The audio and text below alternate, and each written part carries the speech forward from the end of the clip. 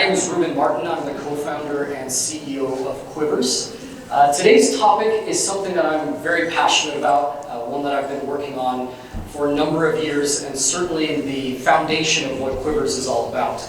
The topic is beyond price, how brands can be e-commerce giants at their own game.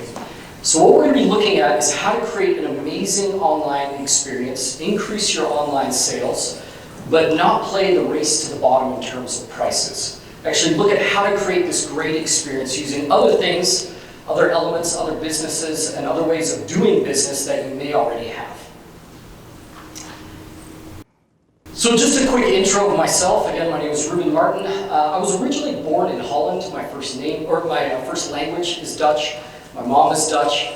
I had the opportunity to live in a lot of different places across the world during my years growing up, from Indonesia and Nova Scotia, Canada, to Colorado, and Montana, and Washington, and I eventually ended up in Sydney, Australia. I was fortunate enough during that time period to be able to experience the outdoors. So skiing, snowboarding, hiking, biking, fishing, you name it. If I wasn't in school, I was generally somewhere in the outdoors. And definitely the outdoor retail show is an exciting place for us to be, simply because it's something that I'm passionate about and a lot of our company is passionate about as well. In terms of my professional background, I've been fortunate enough to work for a lot of great companies, from Boeing and Microsoft to Oracle and to other smaller businesses as well. In every single role, I was focused on customer experience, and that's really what's underlying what we're talking about today, is customer experience. Knowing your customers, knowing what they're expecting, knowing what their needs are, and creating an experience and an environment that fosters to those expectations. A little background on Quivers. Some of you may have heard about us in the past. We work with a number of different brands in this industry, and a lot of other industries as well. But Quivers is all about connecting brands with retailers to fulfill online orders through the brand's site. So as a brand is selling direct to consumer, we're taking those orders and sharing them out to local brick and mortar retail to do the fulfillment of those online orders. And there's a lot of reasons why we're doing that. One, to solve channel conflict. So again, brands not competing directly with retailers, but working together. Limiting stockouts. So a brand might be selling direct, might be fulfilling direct, but have any part of their product catalog not available online, out of stock, and leveraging brick and mortar retail stock in order to do that fulfillment. Decreasing delivery times and reducing shipping fees. Again, trying to find inventory that is closest to the consumer, leveraging that inventory to do the fulfillment of online orders. We've been around for almost 8 years. We've got several thousand retailers on our platform that are doing the fulfillment, order fulfillment for those brands. And we've had orders from more than 100 different countries. So this isn't just a US, Canada thing. This is globally consumers buying direct from the brand, and again, leveraging brick and mortar retail to do the fulfillment of those orders. Here's a snapshot of some of the clients that we work with. This is a small snapshot, but you probably recognize some of the names on here from the likes of Rossi, K2, Marker. We don't just work in the sporting goods industry. We also have clients in automotive, in footwear, fashion, industrial goods. Again, all of these brands are focusing on how they can directly connect with the consumer, but still engage with brick and mortar retail to help with that fulfillment process and help build that relationship with the consumer themselves.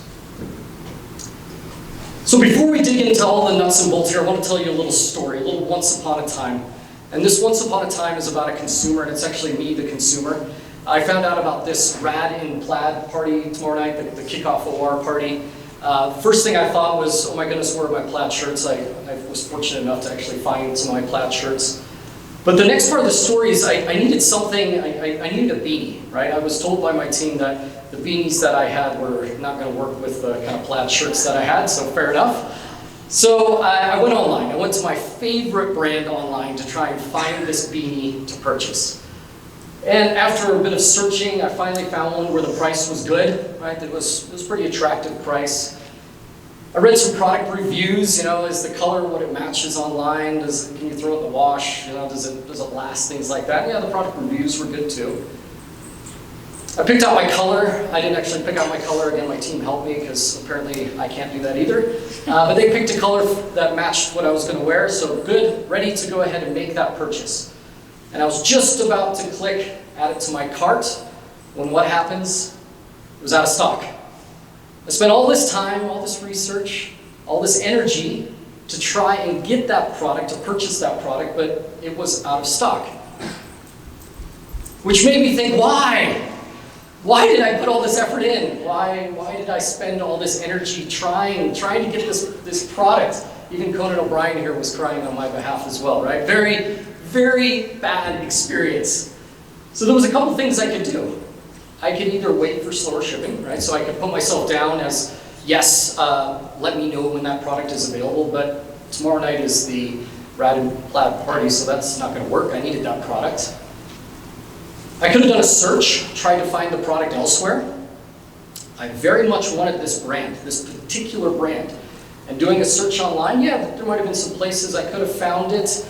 Maybe their shipping wasn't fast, but maybe the product wasn't an authentic brand either. I knew if I was purchasing direct from the brand themselves, I was going to get an authentic product. So there was a bit of that risk. And then lastly, my other choice was, well, I'll just give up on this and go buy from somebody else, right? Like, I'll just go find a different brand to purchase from. I'll become a traitor to the brand that I'm so dedicated to. At the end of the day, I actually ended up doing none of the above. I just kept the beanies that I had, so we'll see tomorrow night how that works out. The point being here is consumers go through this every single day. I am not a unique consumer. Consumers are excited about your brand. They're excited about your products. They want to make that purchase. And yet, so often, we make it so incredibly difficult to try and get that product in the hands of consumers. And that's really what we're talking about today. So let's look at a couple of businesses that have done an exceptional job at this. And whether you like them or not, because there are certain names up here that you might say, yeah, that isn't quite the kind of business we want to do business with.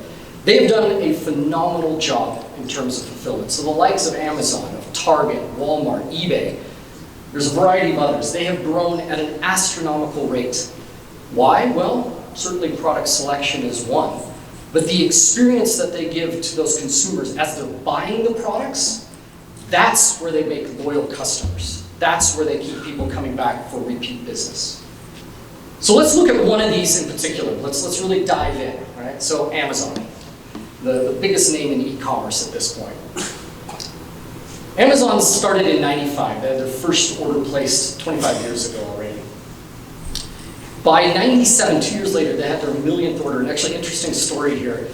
Jeff Bezos saw that millionth order, the CEO of Amazon, founder, saw that millionth order was coming through their platform, actually went to the warehouse, grabbed the 2 books that were part of that order, jumped on a plane, flew to Japan, and hand-delivered the order to the consumer, which I thought that really set a new bar in terms of dedication and consumer experience.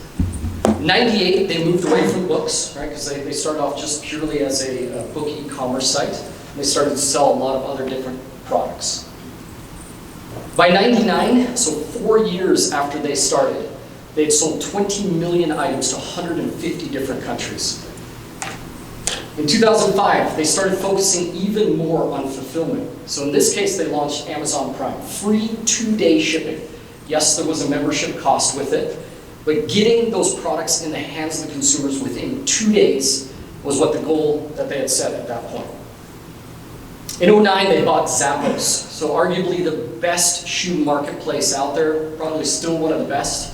Had incredible customer service, amazing return policy. Again, one of the top footwear marketplaces out there. Became part of the Amazon family.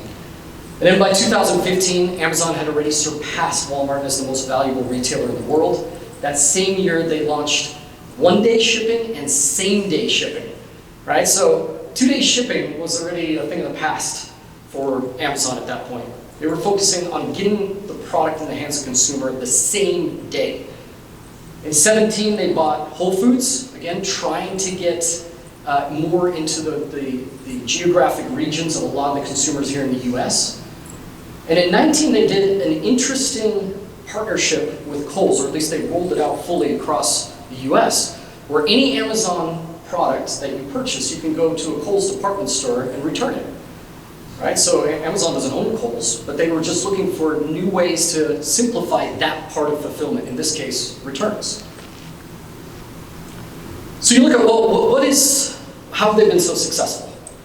Right? Well, there's a couple different factors here. One is high availability products. Yes, the selection on Amazon is amazing in terms of products. There are more than 120 million products on Amazon.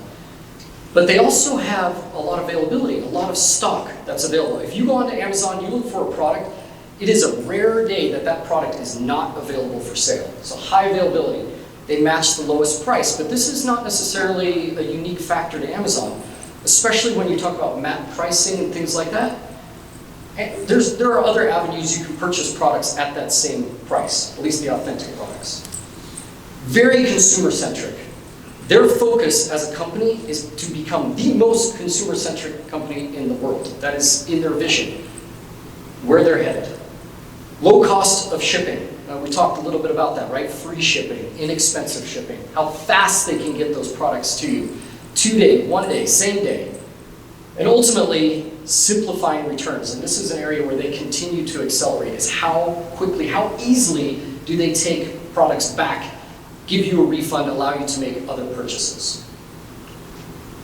So really, their formula of success is brand awareness. At this point, everybody knows Amazon, right?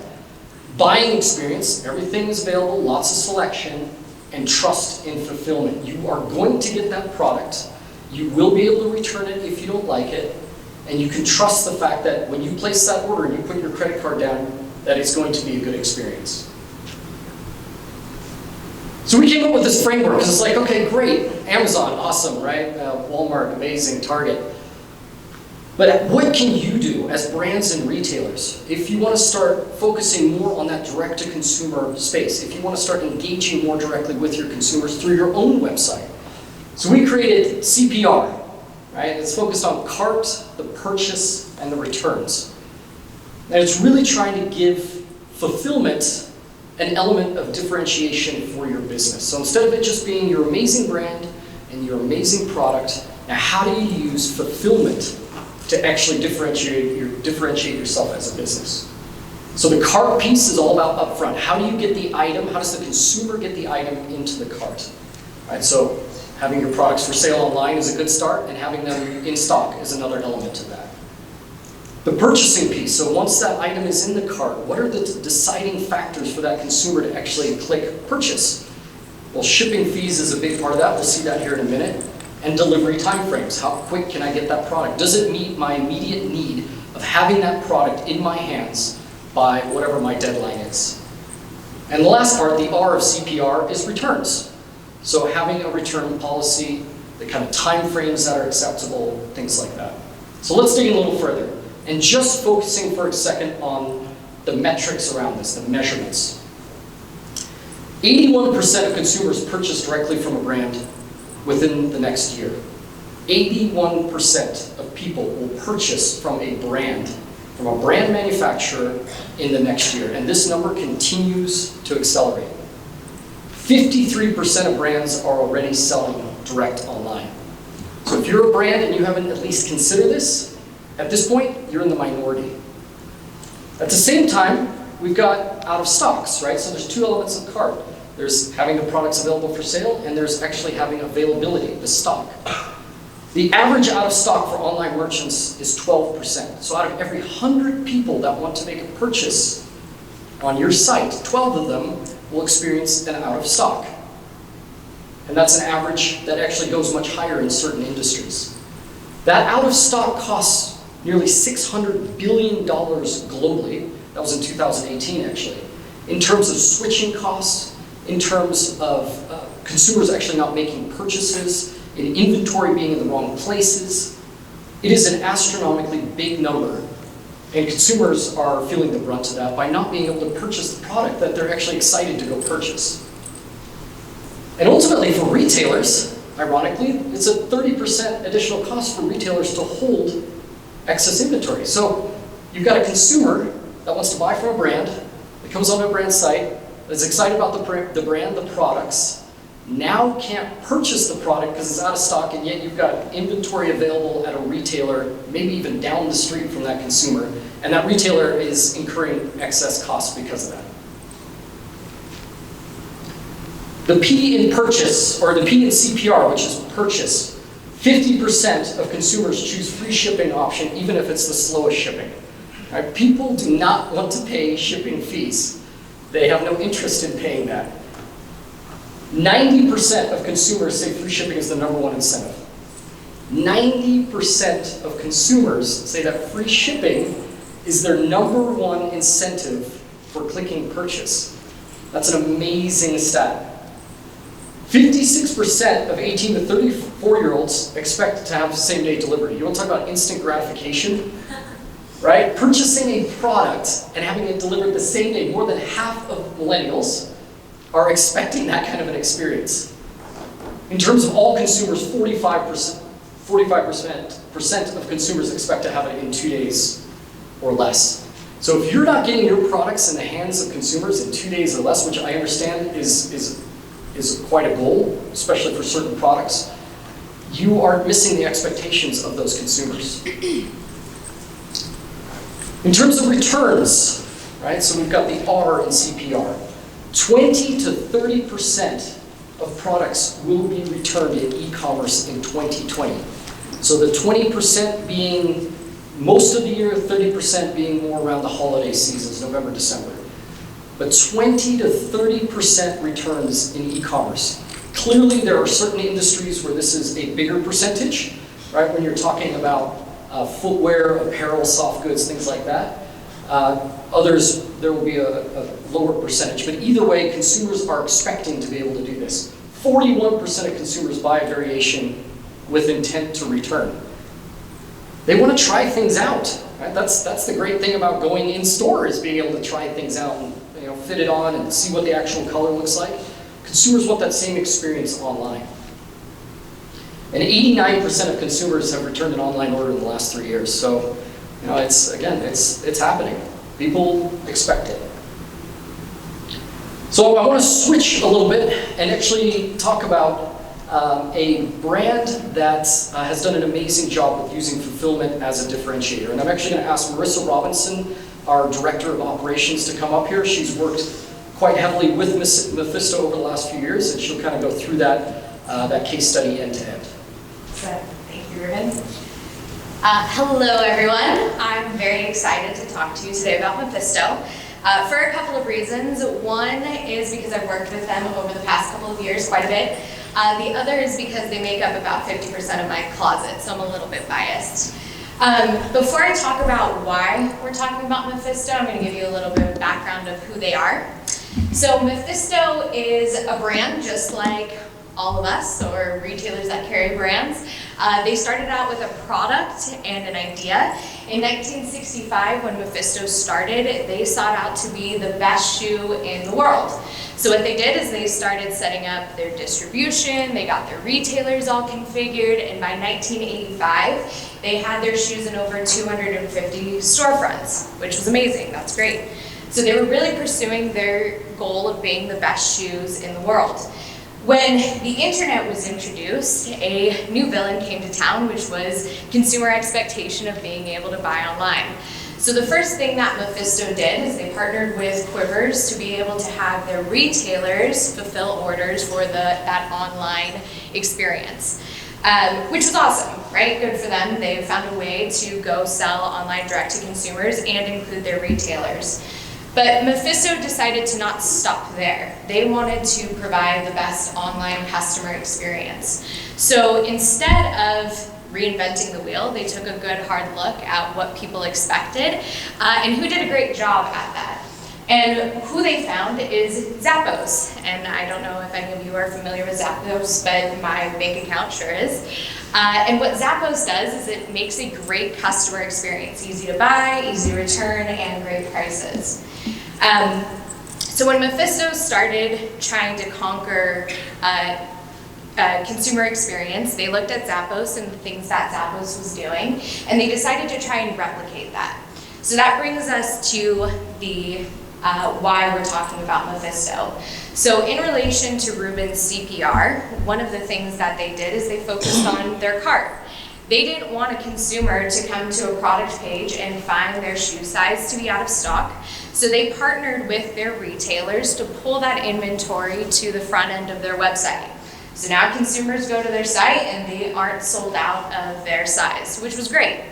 The second thing that Mephisto did is they looked at their purchase experience, the P, and they decided that they wanted to provide free shipping and they wanted to provide inexpensive 2-day expedited shipping. So they've solved the C, they've solved the P, and the last thing that they did is they took a look at their return experience. And when they decided they wanted to conquer returns, they thought, well, what's the best way to do this? We know that consumers are going to return products, so we might as well just include the return label in the shipment when we ship it out. So that's exactly what they did. Every shipment of Mephisto shoes that you buy has a return label so that if you buy multiple pairs because you don't know what size you need, that's okay. You have the opportunity to be able to return in an easy way. So because they introduced all of these concepts, there was a great amount of return. And some of those things, if we want to look at some metrics, they actually reduced their shipping times by 24 to 72 hours. How? They partnered with their retailers. They have retailers all over the world. So they were able to get products in their consumers' hands faster. What they also saw is that they have a year-over-year 19% new buyer growth. So people who have never shopped with Mephisto before. And finally, they have 40% of all of their orders are return buyers, and that's within the same year. So in the same year, 40% of the consumers that come to their website to buy have bought from them within that same year. So what we can take away from Mephisto is that they're a great example of a brand, just like any other brand, who wanted to sell online, and they had already done a great job of being the best in show, which was their original goal when they became a brand in the first place. All right. Thank you for that, Marissa. So yeah, Mephisto, amazing case study, very exciting brand. Certainly one that is headed into a space where they're not just differentiating the brand and their product, but also their entire consumer experience. And that's really some of the key takeaways here at a high level, right? Is brand and products will only take you so far. You have to focus on that consumer experience. You have to figure out how that consumer can have a great experience meeting their expectations every single time they interact with you, with your brands, with your products. Remove any buying decisions, any kind of barriers, whether that's not having stock available, not having your products for sale online, not having or having high shipping fees, long delivery times, no return policy. Make sure you're looking at that, analyzing that, and figuring out how do we make this easier for our customers. And ultimately, build trust and fulfillment. Right? It will build loyalty, and it certainly will build repeat business. We've seen that with Mephisto. We've seen that with a lot of the brands that we work with. So let's dig in yet a little deeper here. Let's come up with some tangible steps that you can head down this path if you choose. So your 2020 goals, sell your entire catalog online. If you are a brand and you're not already doing this or thinking about doing this, your consumers are already expecting you to be doing this. So consider doing it.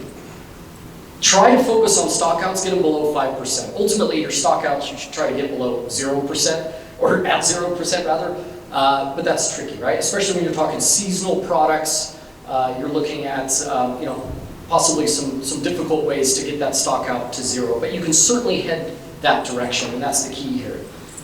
Provide free or very low shipping costs. Again, I realize some of you might be sitting out there going, yeah, but we sell skis or something that weighs 100 pounds or whatever it is. It is a challenge. I understand that. There are tools out there that will help you get to that goal, and we'll talk about that here in just a minute. But you should be having a mindset that, again, that's the consumer expectation. Fast delivery. So try to hit that 2-day mark. In many cases, you'll want to actually go beyond that. Try and get the products in the hands of consumers the same day, if possible. And there's definitely opportunities to do that in certain markets. And allow for returns. I know this is also an area that we've worked with several companies where where they start off going, "No, we simply can't have returns. There's just no way. That doesn't work with our business." I understand, but it isn't me telling you, it's your consumers telling you. That's the big thing here. And be reasonable in those time frames. Yes, you don't have to accept a pair of skis back to your brand or back to your store 3 years later. That's probably a bit unreasonable. But figure out what your competitors are doing and figure out what the market is wanting in terms of time frames. So here are some tangible steps that you can take. Again, looking at the CPR model, right? Cart, purchase, return. The first part of this, cart. If you're not a brand selling online already, start looking at some e-commerce platforms to evaluate. There's some great ones out there. For smaller businesses, Shopify, WooCommerce, a few others like that are stellar. They get you up and running very quickly. It's very inexpensive. You can put your toe in the water and start learning how to sell online. Larger businesses, you may look at things like Magento, for example, that have more flexibility and capabilities. Select a system to consolidate all your brand and retailer inventory. So look at a way that you can get your inventory exposed to your consumers, but also pulling in your retailer's inventory as well to show complete availability of your product across the entire market. I may or may not know a product that can help you with that, and we can talk about that after. And retailers, determine an approach for sharing your inventory data. We've worked with a lot of different retailers over the last few years. Some are incredibly advanced. They have amazing systems put in place. They have real-time inventory. We've worked with retailers on the complete other end of the spectrum where inventory is literally on a piece of scratch paper somewhere near the till. In any case, really trying to come up with a solid approach for how do you maintain your inventory, how do you have that in a digital format so that you can become part of this e-commerce environment is definitely key. Step number 2, purchase. So reducing the shipping fees and the delivery times. Find a shipping broker to save on shipping fees, right? There's some great products out there. These are just 2. ShipStation is one of the biggest businesses out there right now that is helping with simplifying shipping for any kind of online merchant. There's another up-and-coming business called Sendle. Their goal is for most size packages to have the same price anywhere in the country in terms of delivery and providing all the customer support around it as well. So definitely an interesting business there to help, again, simplify the shipping piece. And this isn't just brands shipping. I've made that clear already. It's also the retailer side of this as well, right? It's all about the consumer experience end to end. And then select a system to leverage the brand and retailer inventory for fulfillment. So we talked about providing that to see what's in stock on the front end, getting that product into the cart, but now also using that inventory to actually do the most efficient fulfillment of those products and making sure that you can keep to the promise of low shipping fees and quick delivery times.